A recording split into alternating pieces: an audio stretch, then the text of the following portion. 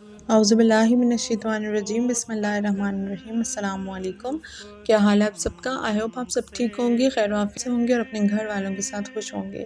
تو دوستو، آج میں حاضر ہوں ایک نئے ٹاپک کے ساتھ، اور آج ہم ڈسکس کریں گے صلاۃ تسبیح کے بارے میں، کس طرح ہم پڑھتے ہیں اور اس کی کیا فضیلت ہے۔ اس کے لیے میں صرف آپ کو ایک حدیث بتاؤں گی صحیح بخاری کی، اس سے آپ کو ساری باتوں کا اندازہ ہو جائے گا۔ حضور پاک صلی اللہ علیہ وسلم نے اپنے چچا حضرت عباس کو فرمایا کہ کیا میں آپ کو ایسی چیز نہ بتاؤں جو آپ کے لیے بہت فضیلت والی ہو؟ کیا میں آپ کو ایسی چیز نہ بتاؤں جس سے آپ کے اگلے پچھلے تمام گناہ معاف ہو جائیں؟ کیا میں آپ کو ایسی چیز نہ بتاؤں کہ جس سے آپ کے چھپے ہوئے اور ظاہر جانے انجانے میں کیے گئے تمام گناہ معاف ہو جائے؟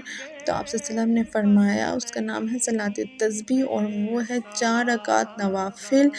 اور آگے حدیث میں حضور پاک صلی اللہ علیہ وآلہ وسلم نے اس کا طریقہ بھی بتایا ہے، جو میں آپ کو خود مفہوم کے طور پہ بیان کرتی ہوں تاکہ آپ کو ڈیٹیل سے سمجھ آ جائے۔ آپ نے 4 رکعت نوافل کی نیت کرنی ہے، پھر ہر رکعت میں جو ہے سورہ فاتحہ کے بعد کوئی بھی سورت پڑھ کے، جیسے قل هو اللہ پڑھ کر آپ نے 15 دفعہ جو ہے تیسرا کلمہ پڑھنا ہے، سبحان اللہ والحمد للہ ولا الہ الا اللہ واللہ اکبر، بس یہاں تک۔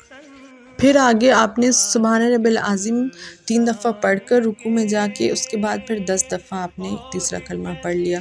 پھر آپ کھڑے ہو گئے، آپ نے سمع اللہ لمن حمدہ ربنا لک الحمد پڑھ لیا، اس کے بعد پھر 10 دفعہ، ٹھیک ہے؟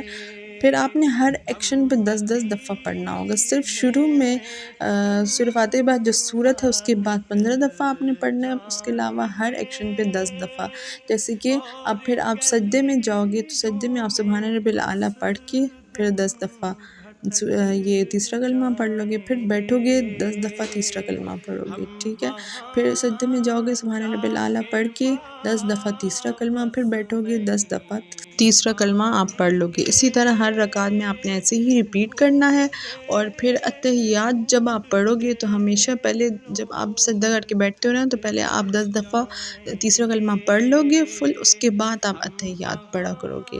بس یہی صلاۃ تسبیح ہے۔ حضور پاک صلی اللہ علیہ وآلہ وسلم نے بتایا کہ اس سے تمام گناہ معاف کر دیے جاتے ہیں۔ آپ کو روز پڑھنی چاہیے، اگر آپ روز نہیں پڑھ سکتے تو آپ ہر جمعے کو پڑھو، کوشش کرو، اور اگر آپ ہر جمعے کو نہیں پڑھ سکتے تو آپ ہر مہینے پڑھو، ہر مہینے نہیں تو ہر سال پڑھو، اور اگر ہر سال بھی نہیں پڑھ سکتے تو زندگی میں ایک دفعہ آپ کو ضرور صلاۃ تسبیح پڑھنی چاہیے، اس کی اتنی زیادہ فضیلت ہے۔ سوچیں نا آپ کی جس سے تمام گناہ معاف ہوتے تو کیا یہ اچھی چیز نہیں ہے؟ بہت اچھی چیز ہے، میرے نبی نے بتائی ہے تو کیسے اچھی نہیں ہوگی؟ آپ ضرور پڑھا کریں، جمعے کو ایٹ لیسٹ کوشش کیا کریں کہ پڑھ لیا کریں، جب آپ کے لیے آسانی ہو پڑھیں اور اپنے گناہ معاف کروائیں۔ اللہ تعالی ہم سب کے گناہوں کو معاف کرے۔